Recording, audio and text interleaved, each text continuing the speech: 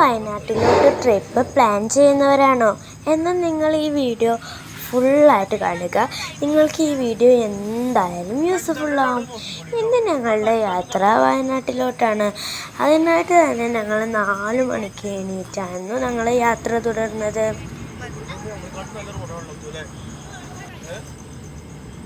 അങ്ങനെ ഞങ്ങൾ ഒരു 6 o'clock ഞങ്ങൾ താമരശ്ശേരി ചുരം കയറി കേട്ടോ.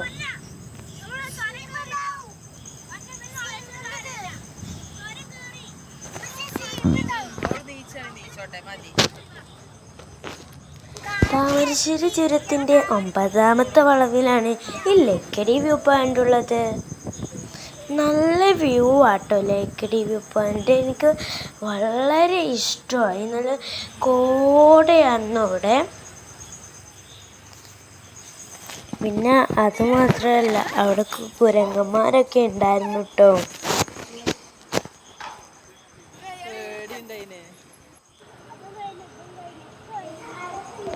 നല്ല വൈബായിരുന്നു.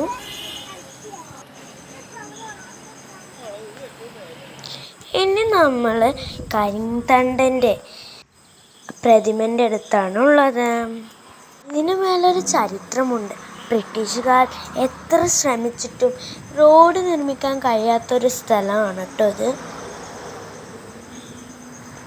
ഇനിയാണ് നമ്മൾ എന്നൂര്. അത് നമ്മൾ ജീപ്പിലായിരുന്നു അങ്ങോട്ട് പോയത്. നല്ല ഭംഗിയുണ്ടായിരുന്നു. ചെറിയ ചെറിയ കുടിലുകളൊക്കെ ആയിരുന്നു അവിടെ.